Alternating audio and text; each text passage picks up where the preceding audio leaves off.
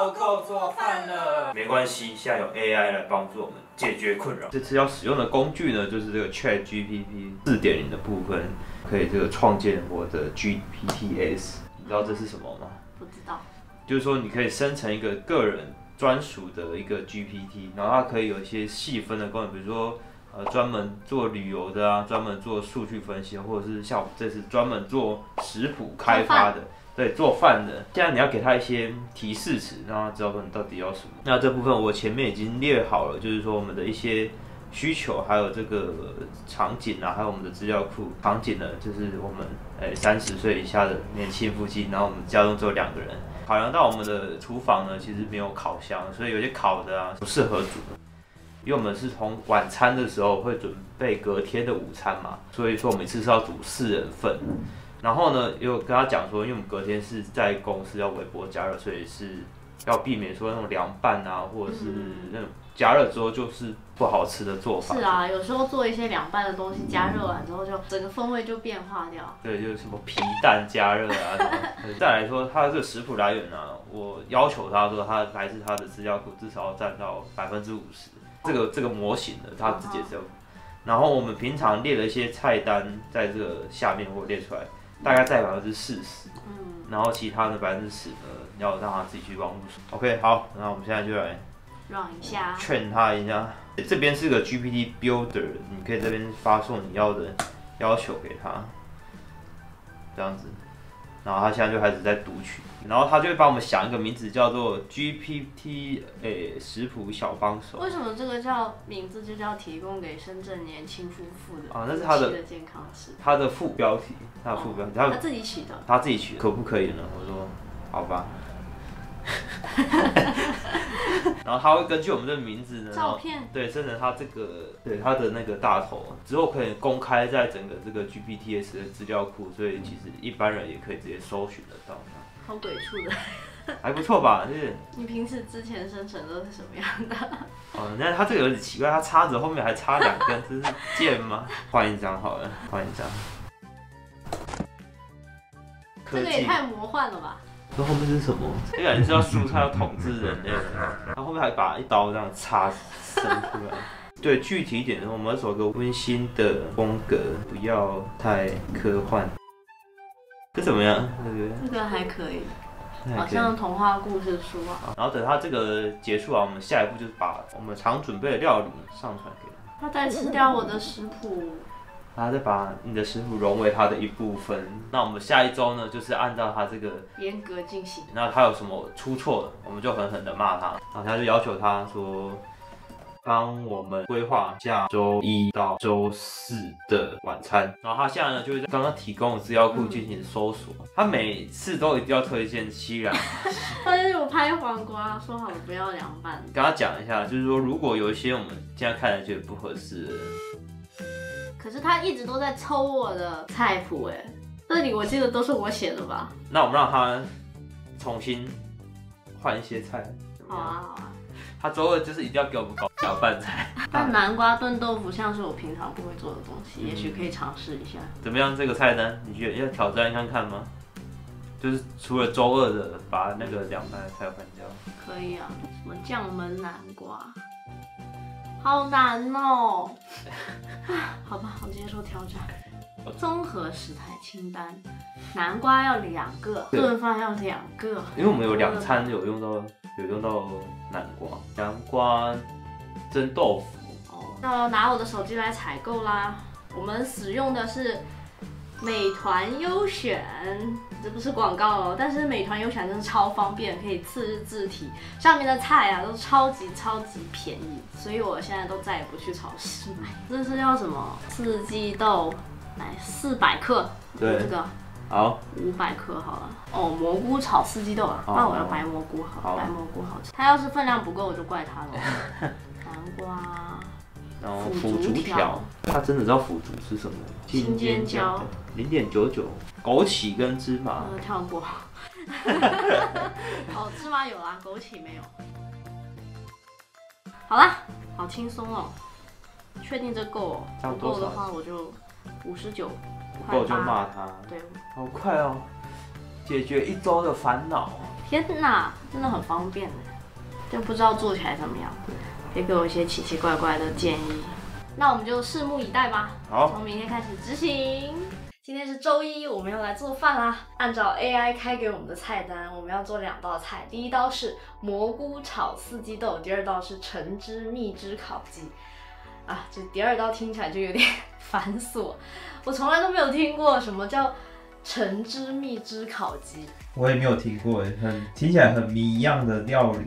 对啊，它这个腌料呢要考虑用橙汁、蜂蜜、生抽还有蒜蓉，所以我们就是破例购买了这些东西，橙汁，然后我们还买了这个蜂蜜，而且很贵，一个超小的，这些价格加在一起都快要抵上我们的鸡肉了，我觉得很心疼。但是为了放弃思考，我只好听他的话，当乖乖的人类，被 AI 统治的人类。本来我不想买蜂蜜的，阿杜强烈说蜂蜜里面有那个可以溶掉肉的东西，会让它肉质更鲜嫩。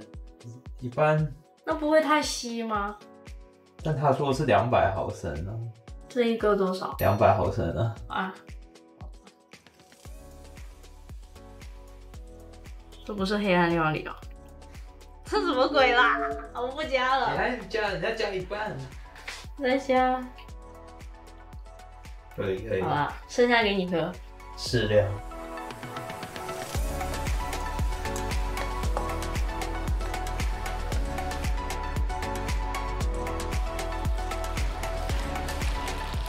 我要吃螺蛳粉。我要记录下来。愚蠢的人类要加餐，不信任 AI。蜜汁橘汁鸡翅。还有橘子的味道吗？没有橘子味道，就是单纯的剩下肉味。你吃看看，其实蛮好吃的，它就是有那种照烧酱，就是甜甜的感觉，它肉很嫩，然后香味我觉得也很棒。第1天晚餐开饭。今天是周2，今天的食谱有酱焖南瓜，还有姜葱爆炒虾球。客官满意吗？这2道菜？满意。你有没有吃过酱焖南瓜？没有第一次听说。但是我刚刚在准备的过程中，我发现它好像唤起了我灵魂深处的那道回忆。因为我好像意识到小时候我奶奶会做这道菜。原来还是一个温州美食。不知道是不是温州。今天的食材就比较简单，主要的食材就是虾仁和这个南瓜，配料有葱和姜，炒虾仁用的。虾的话是自己家里面有的，磨成虾仁，然后去虾线。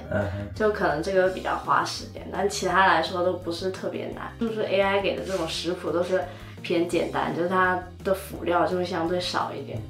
那还没有学会中国料理的这么多精髓，一堆。那我们开始做饭吧。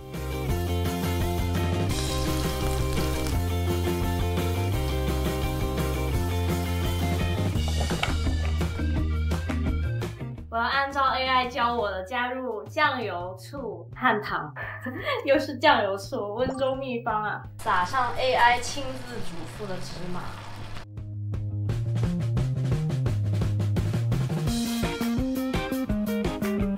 不知道好不好吃这个南瓜，那个虾我是不会有担心啊，就是这个南瓜不知道好不好吃。闻起来也很香。你吃吃看，好多芝麻，好像虫子。你用筷子啊。可以，有点酸酸甜甜的。酸酸甜甜的。其实我觉得得益于 AI， 我反而吃到了南瓜。我已经很久没有吃过南瓜了，因为以前总觉得说南瓜就跟那种红薯、地瓜差不多，就是属于主食类，我不会把它归于我的植物摄取范围内。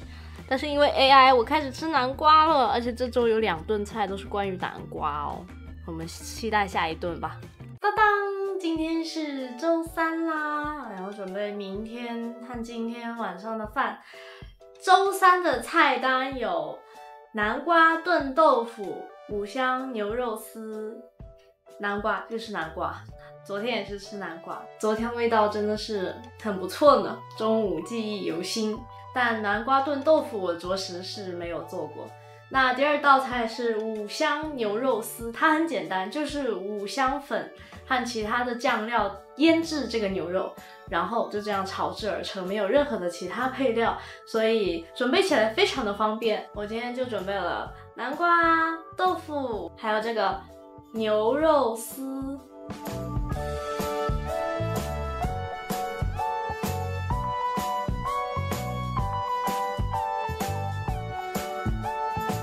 我刚刚尝了一下，因为看它的颜色越来越不对劲，我发现，好像这个肉有点奇怪啊，也不知道是这个调味是不是就是这样的，很微妙。你看，它是那种很散的那种假肉，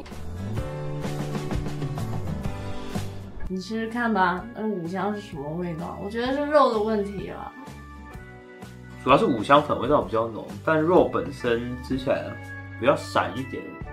那五香味就是这样的吗？五香味是这样。那我没有吃过。这不是每个人都喜欢。我很气馁。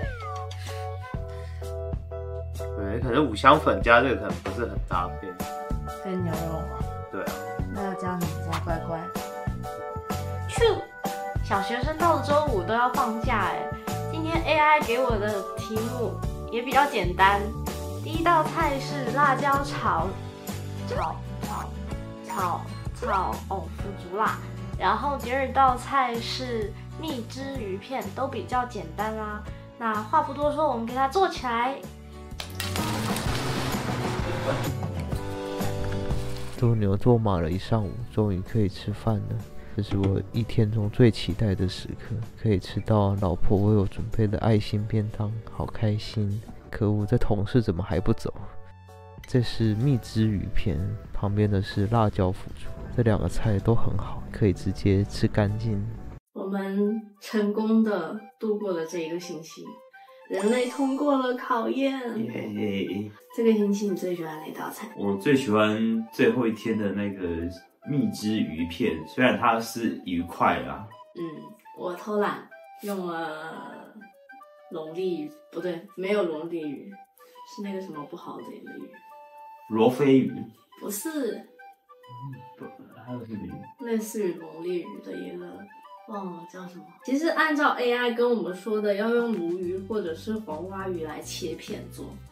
鲈鱼是 OK 啦，但是我觉得黄花鱼真的不太适合做切片。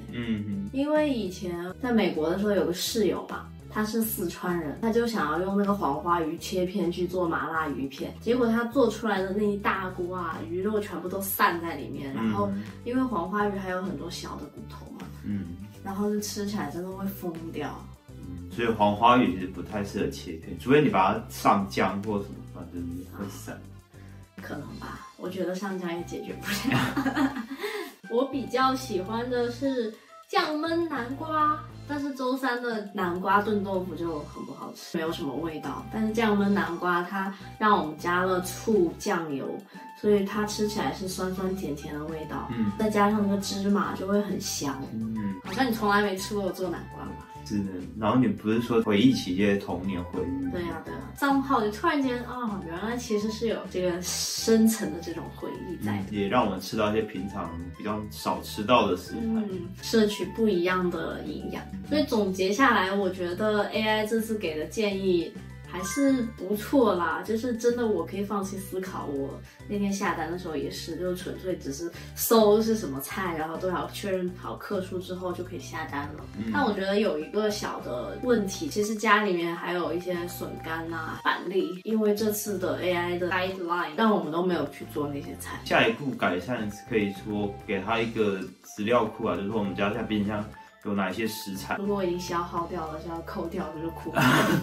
这个有点复杂，这还要有一个 in and out 的一个记录，不过这是可以研发一下，未来可期。